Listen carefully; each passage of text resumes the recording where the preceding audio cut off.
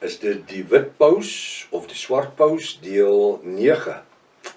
Ek is professor Hannes Redlinghuis van die eerste gemeente van Javashua in Suid-Afrika, Pretoria, Montana, ook internasionaal.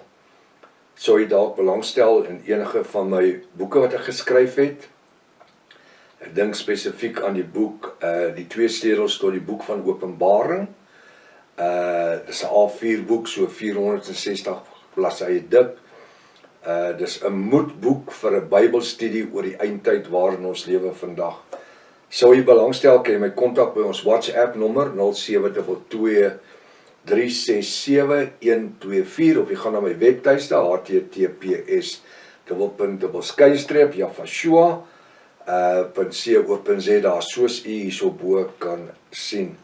Ons vereensellig ons met geen kerke, denominasies, organisasies, protestante, karismate, Sewendag Adventiste, Jehovah's Getuies, jy noem hulle wil, ons behoort aan niemand nie. Ons is 'n eindtyd Bybelstudiegroep, so jy by die tyd weet, en ons funksioneer in die bonatuurlike geopenbaarde Hebreëse name. Ons is nie 'n Hebreëse groep nie. Ek wil dit duidelik stel. Ons is nie 'n nuwe Hebreëse groep nie. Nee, ons gebruik net die oorspronklike antieke Hebreëse name. Vir Jesus, God en Christus en die Heilige Gees en Jahwe en Jehovah, ons gebruik die oorspronklike name, wat die Katolieke wegvertaal het, en wat Dr. Joseph Briand Rotterdam in 1860 terugvertaal het. As dit die eerste keer is dat jy na die reeks kyk, gaan na deel 1, begin reg voor, jy het 'n magdom inligtinge reeds gemis. Dit is uiters noodsaaklik dat jy as nuwe kyker inteken op die webtuiste, sodat jy die verskillende kennisgewing van al die studies kan ontvang. Halleluja. En daar's baie interessante studies reeds. Ons gaan nou aan waar ons verlede keer opgehou het. Die stigting van die Jesuïte orde in 1541. Sommer nou die dag. Ek het kortliks verduidelik verlede keer waar ons opgehou het, dat die Katolieke Kerk was in 'n verskriklike finansiële toestand gewees, en hulle kon nie meer die kop bo water hou nie. Nou, dit verduidelik Dr. Alberto Alvero vir ons in sy boeke, wat hy gedoen het. Hy was 'n Jesuïte orde priester gewees, en dan in een of ander stadium is in Amerika, waar hy dan asiel kry, en hulle 'n ander naam en alles gee, en hy dan alles skryf oor die eerste Jesuïte orde, en waar die Rooms-Katolieke Kerk in 'n verskriklike finansiële toestand was, en Ignatius of Loyola dan kom en vir die paus sê in 1541, maak my die hoof van die kerk. Hy het nie gesê, maak my die paus nie. Hy sê, maak my die hoof van die kerk. Dat ek kan doen wat ek wil doen, sonder u toestemming. U wil net hê die geld moet inkom, maar maak my die hoof van die kerk. En dis net daarso, waar hy word dan genoem, die eerste Jesuïte Superior Generaal. First Jesuit Superior General, dis hoe hy bekend staan, vandag nog. Wat natuurlik dan die hoogste gesag in die Rooms-Katolieke Kerk sal word. Na Ignatius of Loyola tot vandag in 2026, het 30 verskillende Jesuïte generaals geleef, soos, en gaan net so een of twee van hulle vandag vir jy gee, Dingo Lianze, Francis Bugalia, Claudio Aquariafia, Pedro Aperia, en dan natuurlik die huidige Jesuïte generaal, ene Astro Sosa, S-O-S-A, A-S-T-I-R-O, Astro Sosa, hy is vandag nog, wat vanaf 2016 tot vandag 2026 die hoogste gesagsposisie in die Rooms-Katolieke Kerk besit. Met ander woorde, bokant die wit paus. Vandag is daar Paus Leo die 16de, bokant hom is Astro Sosa, die swart paus. Nou ek het al verduidelik, die laas week het ek verduidelik kortliks, die swart paus sien jy altyd naby die wit paus, ek verduidelik na die twee pause, Paus Leo die 16de, hy is in wit aangetrek, meeste van die tyd, hy stel die beeld van die kerk voor, die skoonheid en alles, en dan het ons die swart paus, hy is altyd in swart aangetrek, hy is 'n paar tree van die wit paus af, hy het weer pers sash of 'n skarlaken sash, rooi sash, en ook die kippa wat hy dra. Hoekom die swart?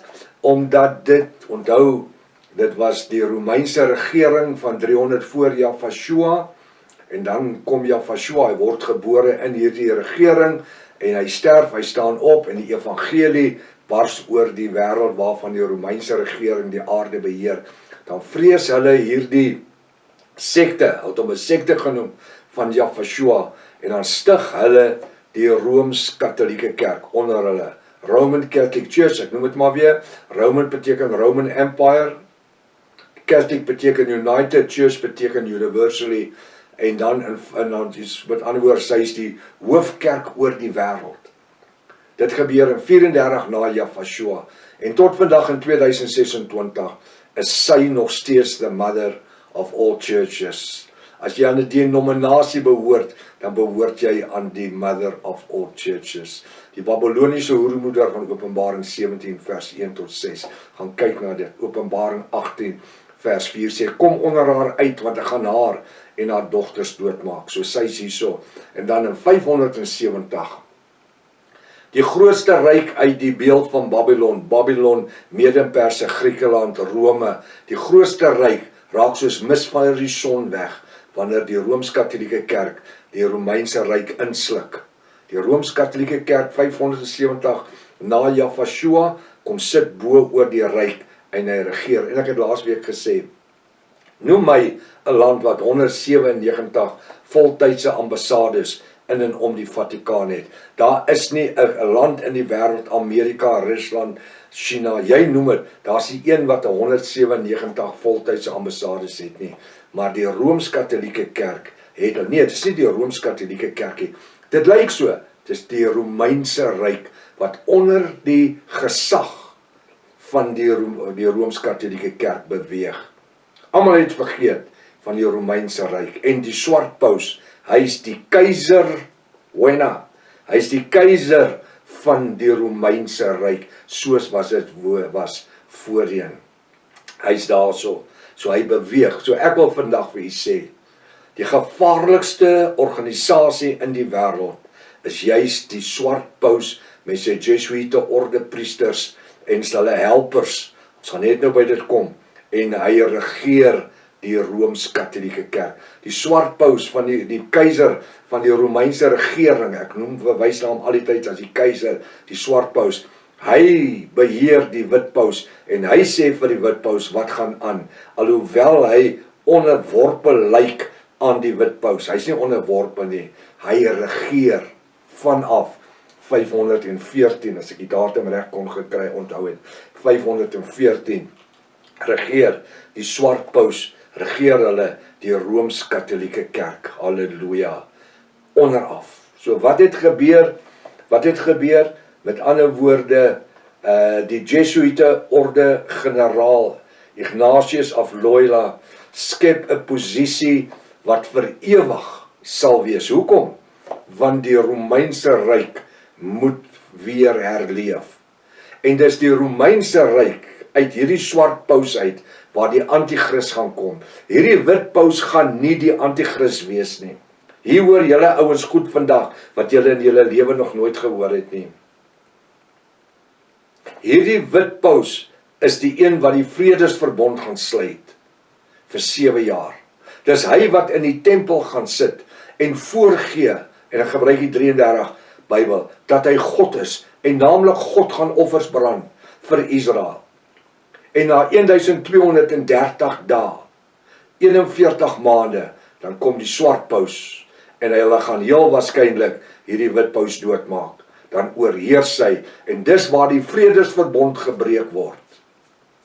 Wanneer die swart paus, die Romeinse keizer, die Romeinse ryk, die aarde weer gaan oorvat, en regeer, soos wat dit was met 'n swaard. om mense dood te maak. Met bloed wat mense hulle lewens gaan gee. Mense wat nie gered is by die wederkoms by van Jahweh nie. Openbaring 6 vers 9 sê, daar's van hulle wat hulle ewige lewe met hulle eie bloed gaan koop. Hulle koppe gaan afgesny word. Hoekom? Dis hierdie swart paus wat uitkom, die keiser van die Romeinse regering. Wat was die wreedste regering wat ooit op die aarde bestuur was en gefunksioneer het? Die Romeinse ryk 300 jaar voor Jahweh. 570 dan klim sy geskepte hoerdogter, klim sy bo in die godsdienstige baadjie en almal vergeet van die grootste gevaar ooit wat daar was. So die wit paus, nou moet jy mooi luister, gaan die verbond sluit. Nie Donald Trump nie. Luister na die reeks. Waar is die laaste vredesverbond nou? Waar is die laaste vredesverbond nou? Ek raak net aan hierdie goed, maar hier gee ek dit vir u. Met die inligting. Dis nie hoorsê nie, dis nie 'n storie nie, dit is nie 'n fairy tale nie. Dink net, watter regering in die wêreld het 197 voltydse ambassades. Die Romeinse ryk, die grootste ryk op die aarde, maar hy is weggesteek onder 'n godsdienstige baadjie. Die grootste godsdienstige geloof, die Christelike geloof. Maar die Katolieke, Konstantin 327 na Jahweh, het hierdie woord Christen geskep. Daarom ek haat eintlik die woord Christen. Want dis 'n leuen uit die doodryk uit. Dis 'n leuen uit die doodryk uit. Hoekom? Om mense in te katrol. Ons almal is vandag Christene. Nee, die Katolieke was alleenlik die Christene gewees. 34 na Jahweh, toe is hulle gestig onder die Romeinse regering. 327 na Jahweh by die Council of Nicaea, dan kom Konstantin, wat die paus was en die keiser, en hy skep die woord Christen. Hy was die Romeinse keiser en hy sy eie grondland geskep, Konstantinopel, vandag nog steeds Konstantinopel. En hulle funksioneer, alhoewel dit vandag Arabiere is en moslims is wat daar is, maar hy dit geskep. So wat doen hulle? Hulle werk onder die dekmantel van 'n godsdienstige institusie. En dan 570 na Jahweh, dan skuif die kerk bokant die Romeinse regering in. Hoe bevoorreg is ons dat ons hierdie goed voor die tyd kan weet? Jy gaan nie een boek kry in die wêreld waarin dit geskryf staan nie. Nie een nie. Hoekom? Want dit is die uitvloeisel van 59 jaar se navorsing in die eskatologie, boek Openbaring, Antichrist-sisteem, Nuwe Wêreldorde, Bybelvertalings, manuskripte en die eskatologie. En dis die uitvloeisel van die Ruach HaKodesh, die Heilige Gees, waar Jahweh sê, ek openbaar my aan wie ek wil. Hy openbaar homself. U moet luister. Kom ek praat met u 'n bietjie verder oor hierdie gesagsposisie van die Jesuïte generaal, die swart paus. Nou sê ek weer, en ek wil dit net weer met my hande doen, Rooms-Katolieke Kerk vandag beheer, die Rooms-Katolieke Kerk funksioneer, die swart paus van die Romeinse ryk, die keiser, die Caesar, die emperor. Want die vredesverbond gesluit is na 1230 dae, 41 maande, dan gaan hulle oorneem. Gaan die Romeinse ryk homself openbaar.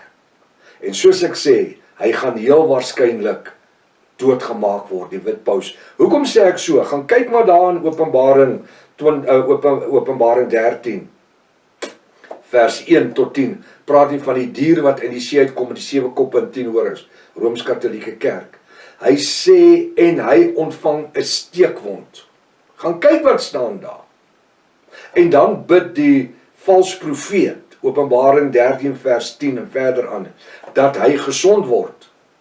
Dis als oopblindery. En dis hoekom ek my teorie daar op skool, volgens die woord, dat hy gaan doodgesteek word, die witpaus.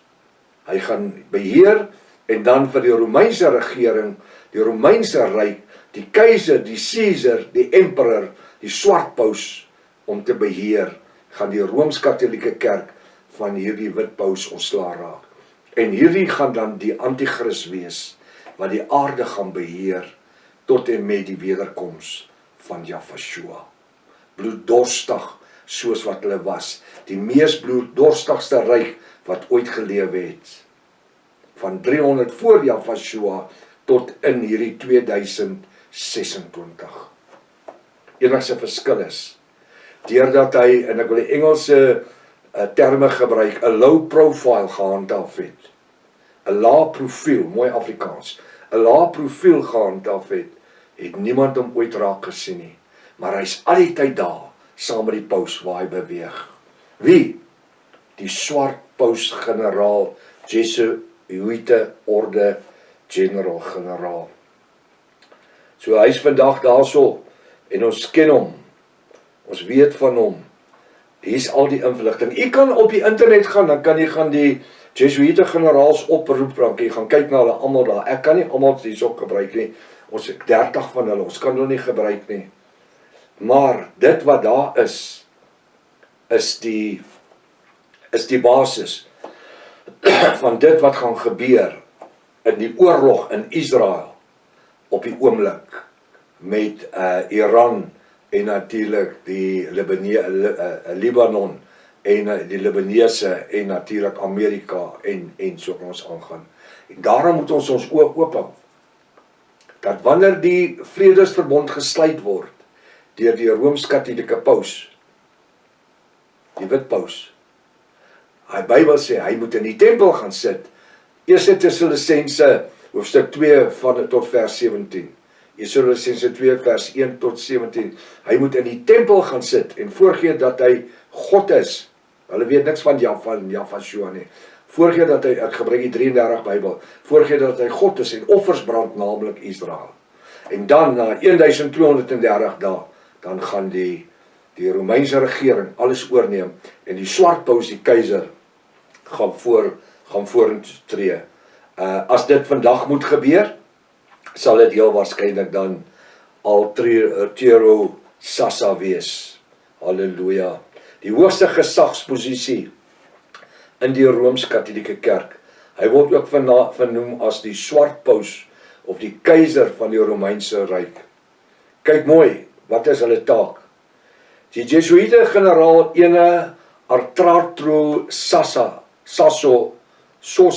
ek my tong hak vas, Sosa, vandag in 2026 is die hoogste gesag in die Rooms-Katholieke kerk wie deur 'n sekretaris-generaal. Nou moet jy mooi luister en jou seatbelt vasmaak.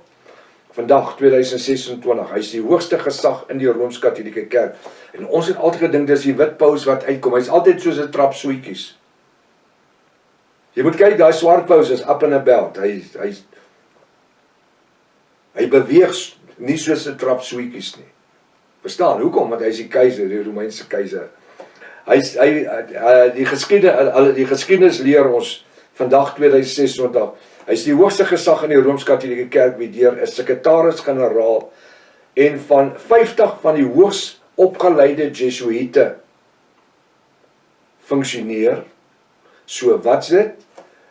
Sasso, hy het 50 Jesuïte generaals. Sosa het 50 Jesuïte generaals wat hom assisteer. Hulle is van die hoogs opgeleide Jesuïte in die Rooms-Katholieke kerk.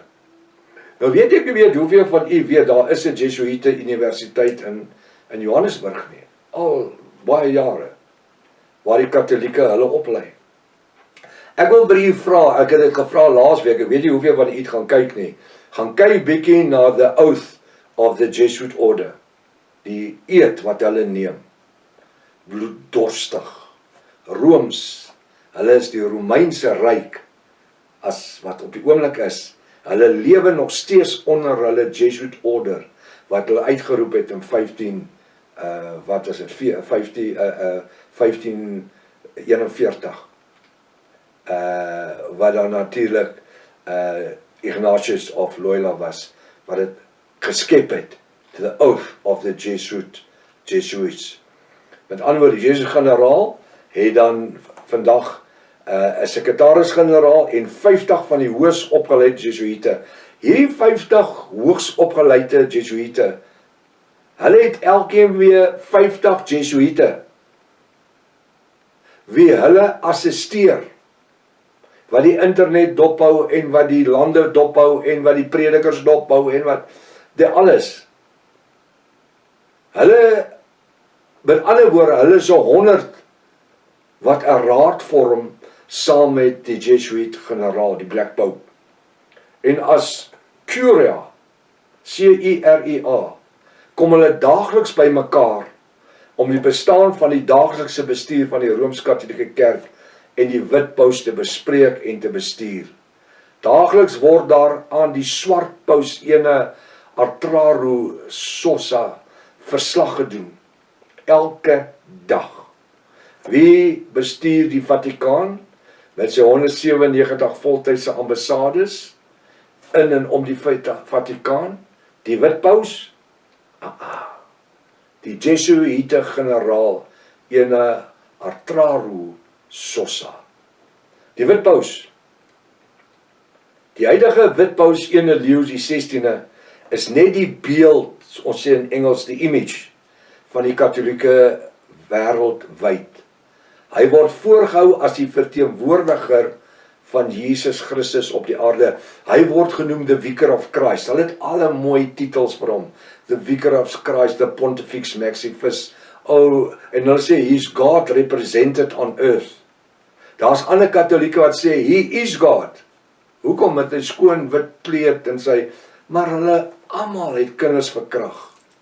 En ek sê aan so, meeste van hulle het seentjies verkrag, homoseksuele verhoudings gehad, en die kardinaals en die alles. Ons moet ons nie laat vang met hierdie Paus Leo die 16de nie. Hy's besig met 'n klomp goed binne die Rooms-Katolieke Kerk, om vir homself 'n gedaante te bou.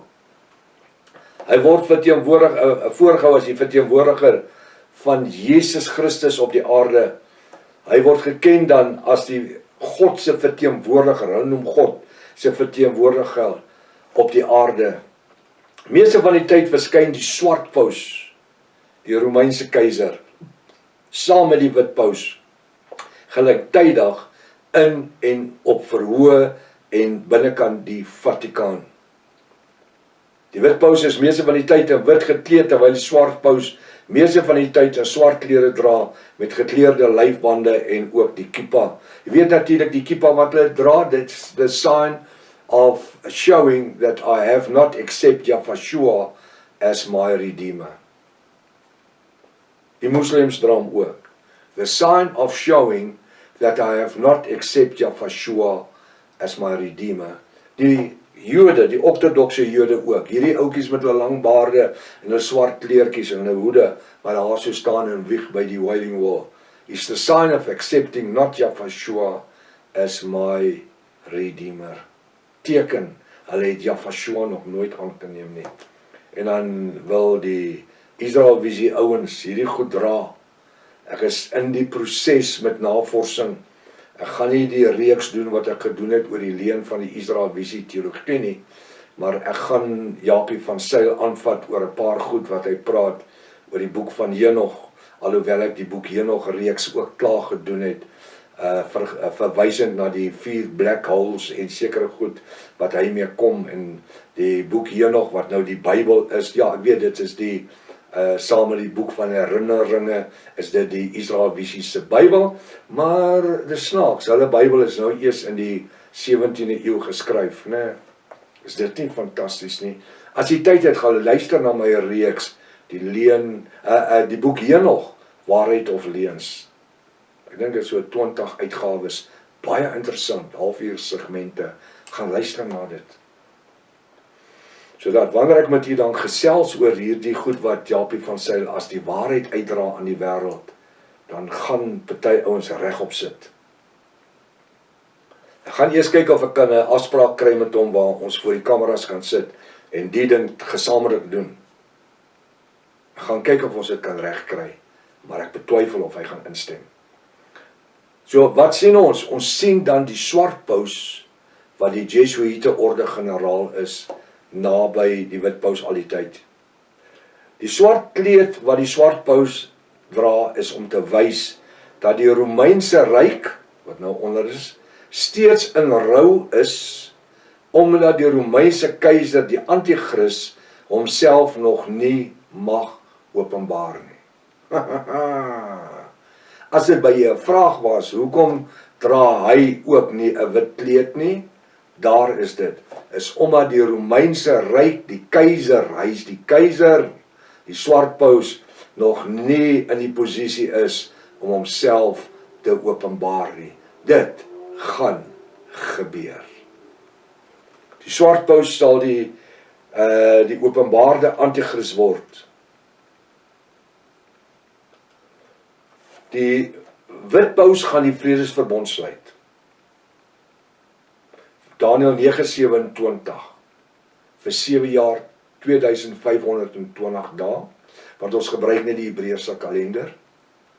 Dis 84 maande, dis 1 week, dis Daniël se 70ste week, wat dan natuurlik dan tot vervulling sal kom. En dan wanneer die verbond gesluit word, is dit vir 7 jaar. Maar nou het ouens soos pastoor John Hagee, 'n groot probleem. Want hy sê die groot verdrukking begin wanneer die verbond gesluit is. Hoekom sê hy dit? Sodat die tyd, hy het net 7 jaar, 1 week, 2520 dae, waarin alles moet gebeur. Van waar die verbond gesluit word tot by Armageddon. Impossible.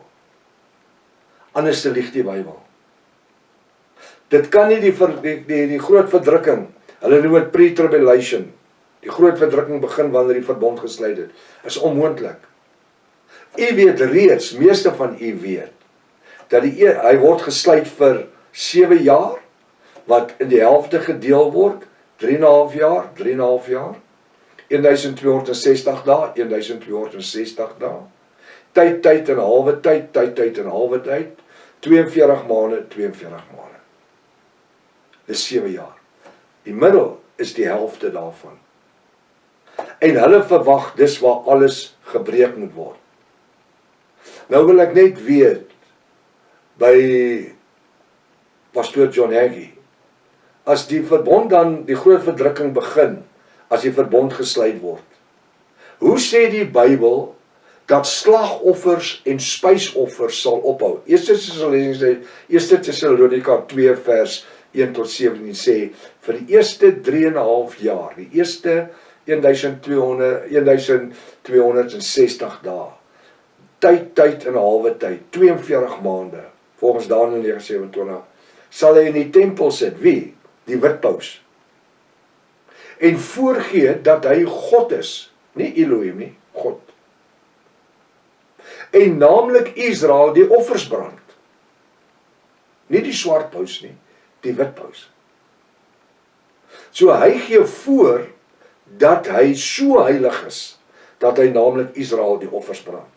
Nou as die groot verdrukking begin, hoe kan daar groot verdrukking wees en slagoffers en spysoffers wees?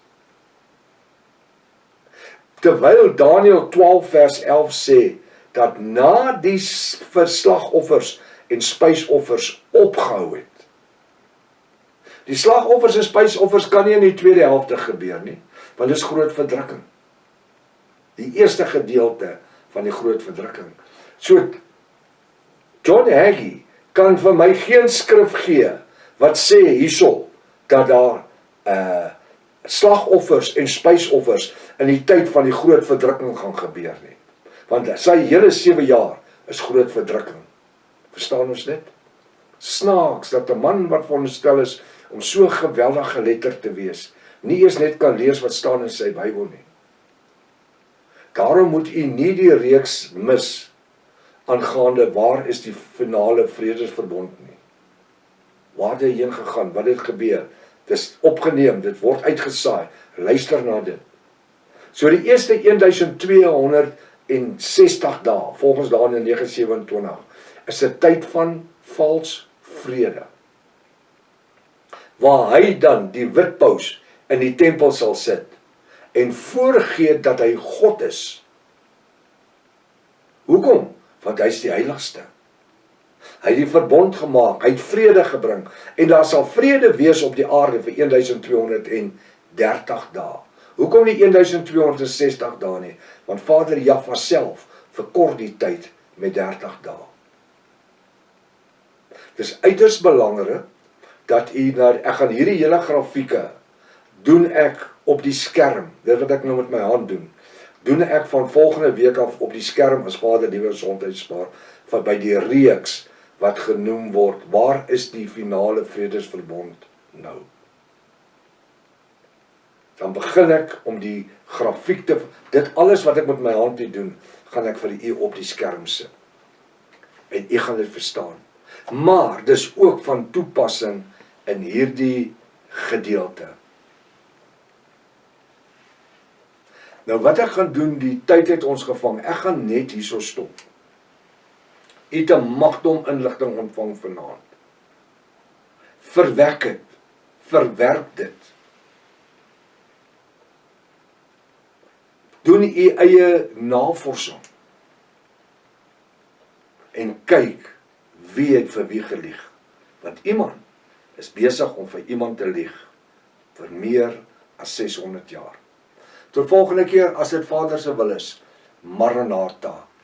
Hoor, voor ek net afsluit, asseblief, jy moet die video's dus uitstuur, stuur dit vir mense, laat hulle weet, praat hieroor. Dis belangrik dat ons die Bybelse feite moet verstaan. Tot volgende keer, Maranatha. Jahwe kom weer. Halleluja.